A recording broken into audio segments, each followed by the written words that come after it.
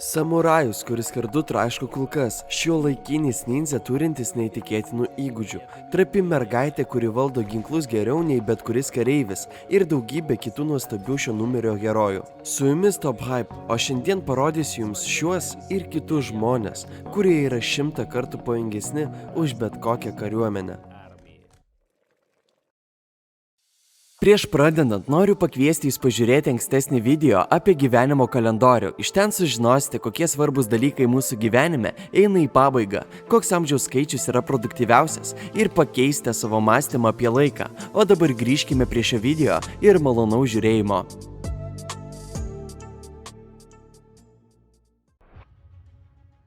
Giga Oguru. Pasaulis apie šį kovotoją sužinojo iš jo paties vaizdo įrašų internete, kuriuose jis atlikdavo beprotiškus akrobatinius triukus, visą tai derindamas su kovos menais.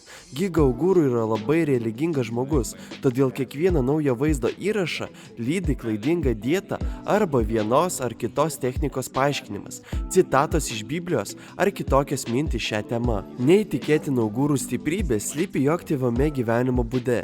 Giga sportuoja nuo 4 metų. Iš pradžių tai buvo taikvando, paskui tailandietiškas boksas, vėliau kvang maga, o vėliau ir karatė. Oguru mėgsta ne tik savarankiškai valdyti savo kūną, bet ir treniruotis valdyti sabalą, nunčiaką ir kitus ginklus. Išgirdę tokį jo gebėjimo spektrą, galite pagalvoti, kad visa tai visiškai nepritaikoma gyvenime.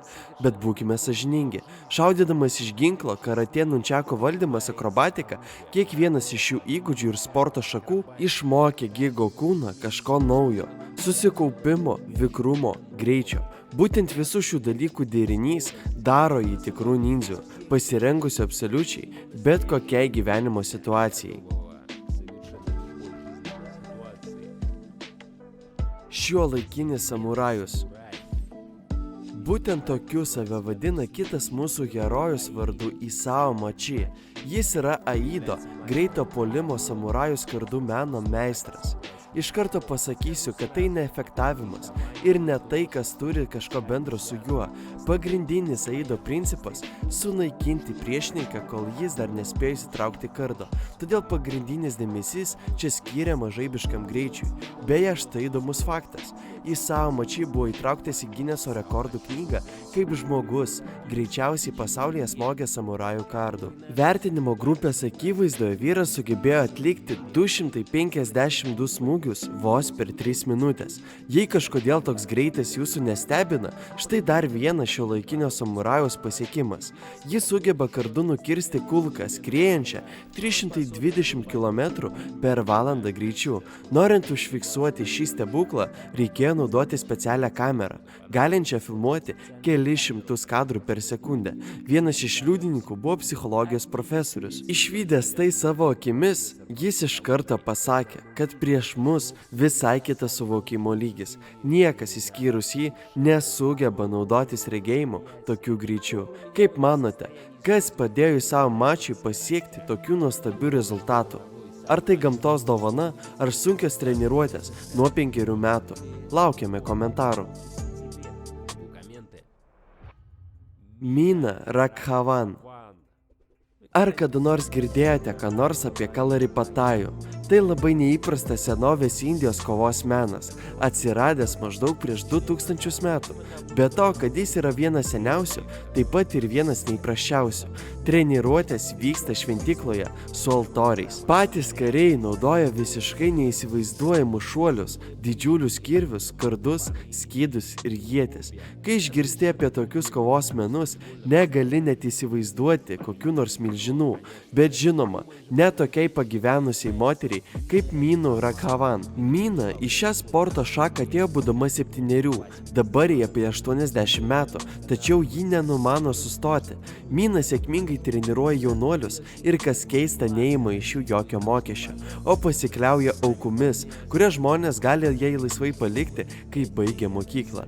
Be pinigų ji išlaiko savo šventyklą. Kito mūsų herojaus kelionė į sėkmę prasidėjo, kai jam buvo 8 metai. Tuomet jauną Timą patraukė kovos menai ir jis neįsivaizdavo savo gyvenimo be jų. Jis treniravosi visur, kur tik galėjo.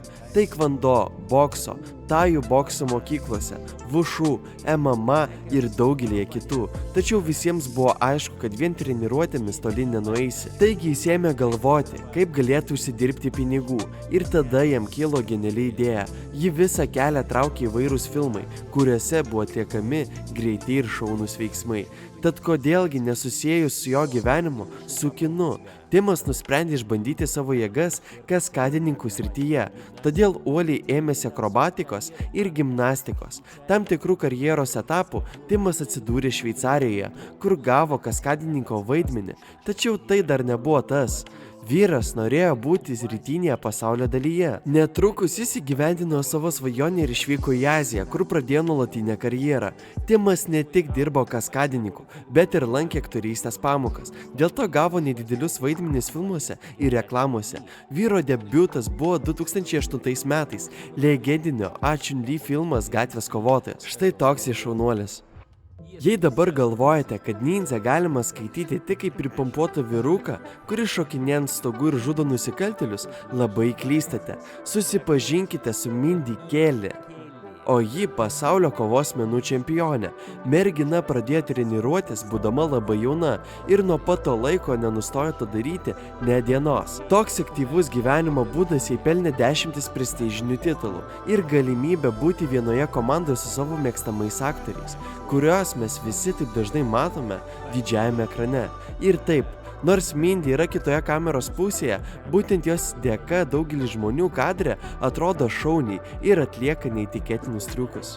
Kas tai, jei ne puikus pavyzdys, kad jei eisi savo keliu ir niekada nepasiduosi, būtinai pasieksi viską. Ar prisiminate Marvel visatos superherojų vardu Sakalo akis? Tikriausiai galvojate, kad jo gebėjimai perdėti ir realiame gyvenime niekas panašaus negalėtų net priartėti prie to. Jei taip, tuomet tikrai turėtumėte atidžiai pažvelgti į Luką Novotnį. Šis šaunus vyras gimė ir užaugo buvusioje Čekoslovakijoje, kur įgijo stiklo skulptoriaus profesiją. Kaip jums tai? Sulaukęs 21, jis nusprendė persikelti į Jungtines Amerikos valstijas. Tame nebuvo nieko ypatingo, vyras tiesiog norėjo užsidirbti daugiau pinigų. Beje, Amerikoje jis dirbo pagal profesiją. Tačiau nepraėjo ne keleri metai, nes Lukas vis dėlto praregėjo. Jis suprato, kad trokšta užsiimti savo tikrąją aistrą – lankais. 98-aisiais vyras įkūrė šių ginklų gamybos įmonę. Teigiama, kad Novotny yra vienas geriausių meistrų pasaulyje. Svarbu pažymėti, kad kalbame ne apie išgalvotus lankus, o apie tradicinius ginklus. Nors šaudymas iš lankų kaip sportas yra gerai išvystytas daugelėje pasaulio šalių, ne visi moka valdyti tradicinius lankus, kaip tai daro Novotny. Kasmet jis stengiasi tai ištaisyti ir pakelti pasaulio šaudymą iš lanko į naują lygį. Savo auklėtinius jis sudomino ir motyvuoja jo pačio pasiektais rezultatais. Taip jau sutapo, kad Lukas yra ne tik ginklų gamybos meistras, bet ir profesionalus šaulys. Tik pažiūrėkite, ką šis vaikinas gali padaryti. Atrodo, kad net olimpinių žaidynių šauliai krūvon sukrautų plytas. Josefas Ralino. Šio žmogaus vardas nėra toks žinomas kaip Arnoldo Švarcnegerio ar Silvestro Stallone, tačiau Josefas daugelį buvo žinomas kaip stipriausias 20-ojo amžiaus pirmosios pusės žmogus. Toks titulas jam buvo suteiktas ypač už tai, kad jis sugebėjo nugaros išlaikyti beveik 1,5 tonos sveriantį krovinį. Žinome, paprasti žmonės džiaugiasi tokiais rezultatais, todėl Ralino dažnai dalyvaudavo festivaliuose ar kitose renginiuose, tačiau stiprus svorio kilnojime dar nereiškia stiprus kovoje. Argi ne taip? Iš tiesų tai tiesa. Tačiau Josefui tai tikrai nebuvo taikoma. Stipruolis gimė 1905 metais, ne pačiame palankiausiame Niujorko rajone. Šeimoje augo 14 vaikų. Tokios aplinkybės privertė vaikiną nuo pat mažens dirbti visą darbo dieną kroviku ir nesirūpinti savo sveikata. Dirbdamas kroviku jis suprato, kad yra ne toks kaip visi. Jį patį gamta apdovanojo kažko daugiau. Kitas jo gyvenimo etapas buvo bokso kovos. kovos. Pasak vyro, jis nekartą varžėsi su gerokai už save sunkesniais varžovais ir vis tiek laimėdavo. Kažkuriuo metu Josefas nusprendė mesti boksą ir eiti kilnoti svorius. Beje, vienu metu jis dirbo asmens sargybiniu garsios aktorės Gretos Garbo, kuri beje buvo nominuota Oskarui už geriausią moters vaidmenį. Legendinis stipruolis mirė 2010 metais, sulaukęs 104 metų. Keista, bet net ir būdamas tokio amžiaus, jis jautėsi puikiai, tačiau taip įvyko dėl nelaimingo atsitikimo kelyje. Daniela D'Angelo. Šiai trapiai merginai, kurią dabar matote, yra apie 20 metų, tačiau ji šaudo taip aiškiai, kad jai pavydi net profesionalūs snaiperiai. Daniela moka valdyti pistoletą, šautuvą, automatą ir snaiperio šautuvą. Apskritai viskuo, ko galima šaudyti. Sutikite, šiek tiek keista matyti, kaip tokia trapi mergina demonstruoja tokius nuostabius rezultatus. Šį atvejį tikrai galima laikyti savaip unikaliu. Iš pradžių varžybinis šaudimas jos gyvenime buvo tik hobis, tačiau sudalyvavus vienose daugiau ar mažiau rimtose varžybose, šiai merginai tai patiko, kad ji ėmėsi to daryti labai rimtai. Mano patarimas merginoms, norinčioms pradėti šaudyti. Tiesiog tai darykite, nebijokite, ką gali pagalvoti kiti. Tai, kad esi per jauna arba vien dėl to, kad esi mergina, tikrai neužkerta tau kelio į prisikėlimą. Šiuo sunkiu atveju aš asmeniškai tai padariau ir dėl to visiškai nesigailiu. Patikėkite manimi, žmonės nesijuoks ir nesmerks, ypač jei pradėsite ką nors daryti gerai, sako Daniela. Esu tikras, kad ji yra teisi. Ką manote jūs?